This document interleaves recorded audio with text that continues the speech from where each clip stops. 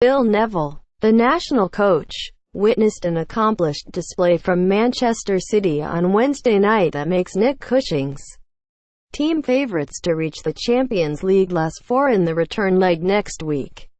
City made the game an exhibition of attack versus defence and came away feeling a higher margin of victory might have been returned, although, given a recent dip in form, the manager did not complain. "We would have loved to have won the game by more, but it's European football, so we try not to get too greedy," said Cushing. "This is a good foundation to go over there with. I feel like we can score, go there and win the game." Lyon, the favourites as Women's Champions League reaches last eight. Suzanne Rack read more.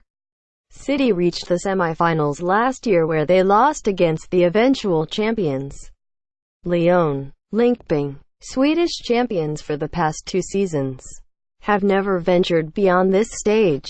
City were on a run of 3 matches without a win, their poorest sequence since May 2015, which included a 1-0 defeat against Arsenal in the Continental Cup final last Wednesday. A factor here was fatigue, as Cushing had 9 players called up by Neville for England's Shepley's Cup campaign in the USA.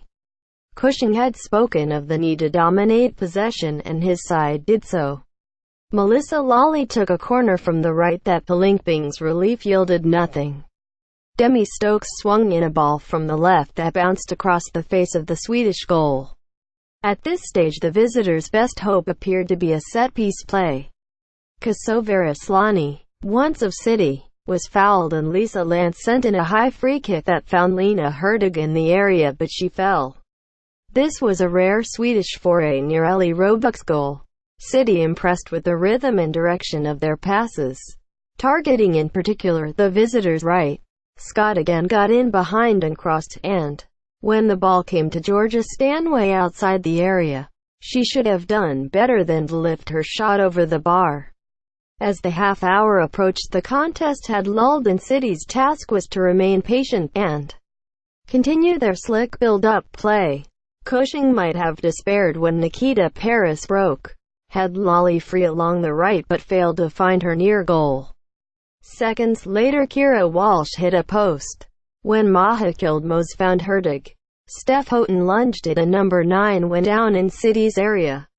The Academy Stadium crowd held their breath, but St. Finney Frappert, the referee, waved play on and Hurtig bounced back up with no complaints. Moments later City had their breakthrough, which came with the bonus of Lance being sent off for conceding a penalty that Parris slotted with ease.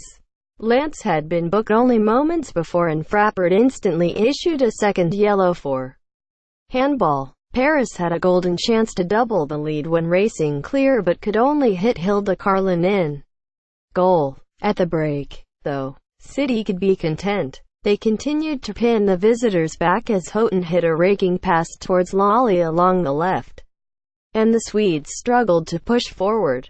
Parris came close to scoring a second when near Carlani's goal, but the ball was steered away by a flailing defense. Then, finally, Jane Ross did double the score. The center forward had been starved of service, but she took her chance with a looping header that Carlin will be disappointed not to have kept out.